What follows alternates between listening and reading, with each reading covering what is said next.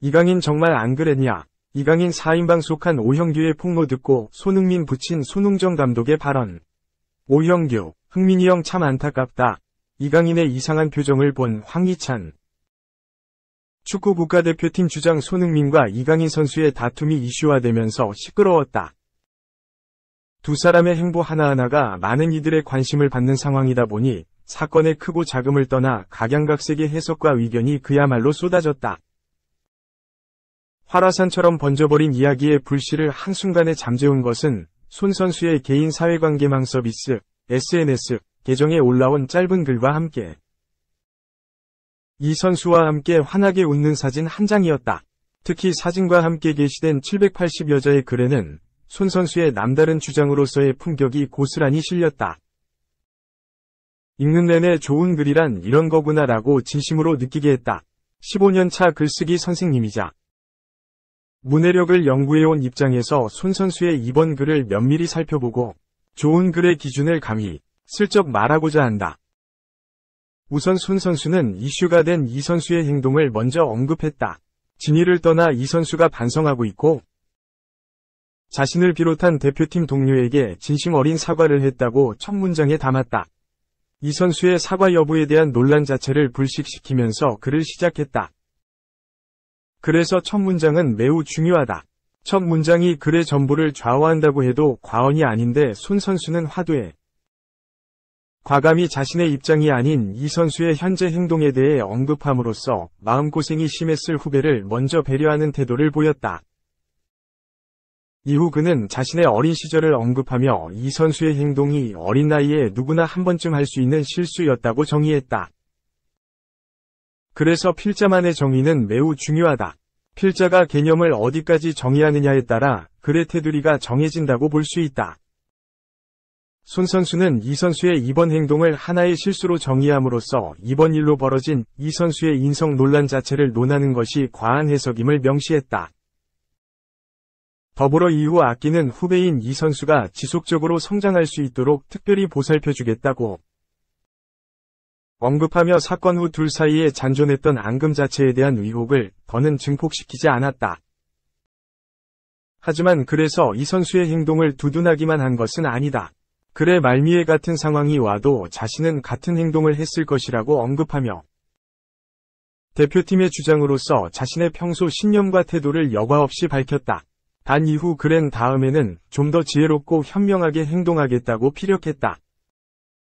태도와 신념을 지키되 행동은 보다 성숙하게 할 것이라며 자신의 이번 행동이 조금은 미숙했음을 명확하게 드러낸 표현은 글쓰기의 기본적인 태도인 자기 반성과 자기 객관화가 완벽하게 이루어진 부분이었다. 글의 마지막에는 다시 한번 글의 첫 문장에 드러냈던 이 선수에 대한 아낌없는 사랑과 지지를 보내며 많은 이들에게 용서를 바란다는 표현을 하며 마무리했다.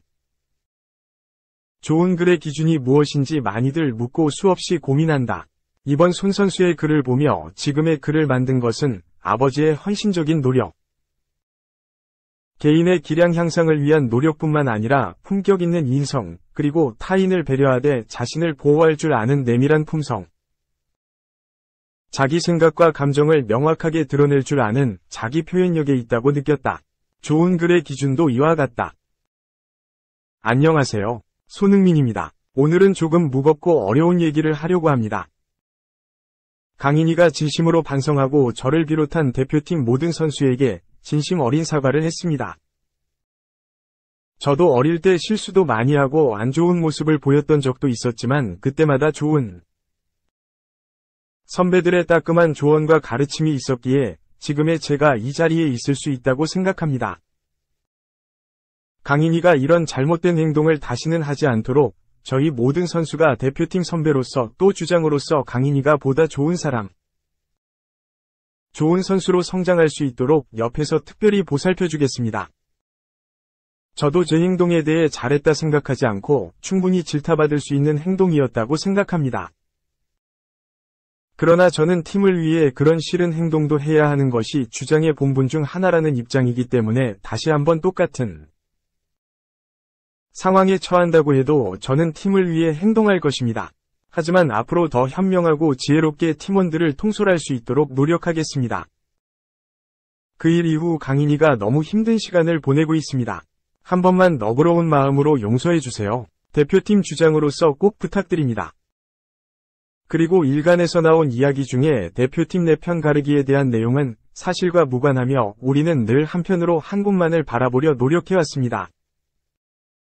축구로 많은 사랑을 받고 있음에도 불구하고 이런 소란스러운 문제를 일으켜서 진심으로 죄송하고 앞으로 저희 대한민국 국가대표팀이 2개로 성장하는 팀이 될 수 있도록 더욱 노력하겠습니다. 이게 역대 최강 갈릭티코 3기다.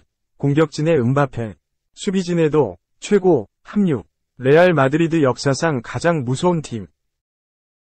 세계 최고의 슈퍼스타를 한 곳에 모으는 레알 마드리드 유일의 정책이다. 이를 주도한 인물은 플로렌티노 페레즈 레알 마드리드 회장이다.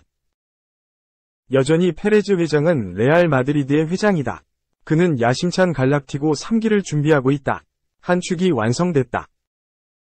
세계 최고의 공격수 킬리안 음바페 영입이다. 현지 언론들은 파리 생제르맹, PSG, 위 음바페와 레알 마드리드가 5년 계약에 합의했다고 보도했다. 그래서 끝나지 않는다. 공격진에 음바페가 있다면 수비진에도 최고의 수비수가 합류할 전망이다. 레알 마드리드가 꾸준히 영입을 추진한 바이에른 뮌헨의 알폰소 데이비스다. 현지 언론들은 레알 마드리드와 데이비스가 구두 합의를 마쳤다고 보도했다. 이대로 완성된다면 갈락티고 1기, 2기에 버금가는 최강의 팀이 탄생하게 된다. 영국의 데일리 스타가 다음 시즌 레알 마드리드가 구성할 베스트 11을 소개했다. 4-3-3 포메이션이다. 골키퍼는 부상에서 돌아온 티보 쿠르투아가 나선다. 포백은 알폰소 데이비스, 안토니오 리디거, 에데르 밀리탕, 다니엘 카르바할로 구성되고 중원은 오렐리앙 추아메니, 페데리코 발베르데, 주드 벨링엄이 발을 맞춘다. 3톱은 비니시우스, 킬리안 음바페, 호드리구다. 이 매체는 레알 마드리드가 다음 시즌 역사상 가장 무서운 팀을 만들 예정이다. 레알 마드리드의 젊은 선수단은 비로소 더욱 강해질 것이다. 음바페가 오고 데이비스도 노리고 있다. 이들의 합류는 레알 마드리드가 얼마나 강해지는지 알 수 있다고 평가했다. 3. 계약 해지 결정에 감정을 잃어버린 투엘. 득점에도 실점에도 혼자 무표정.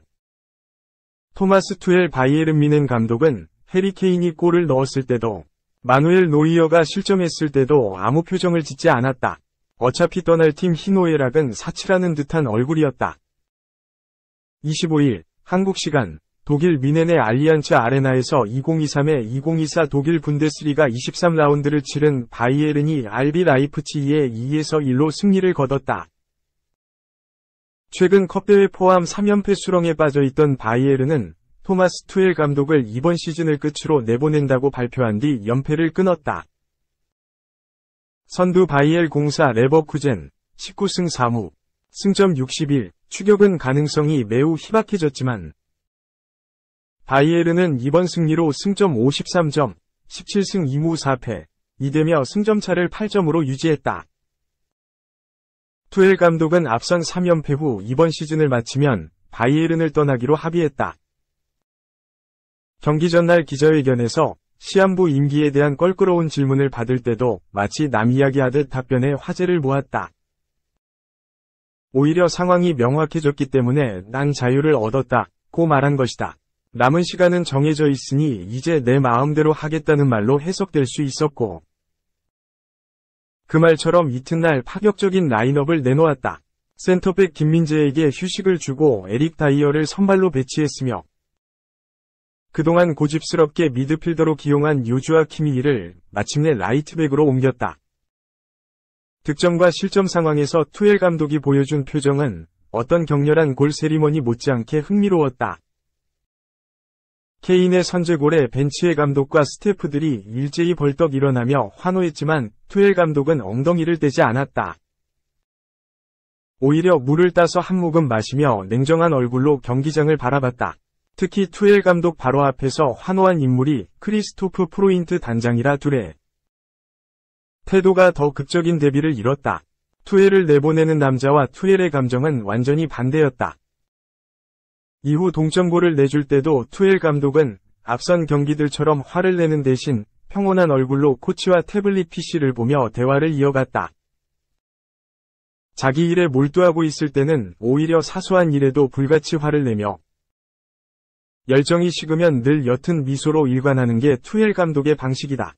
이날 투엘은 그 옅은 미소를 잃지 않았다.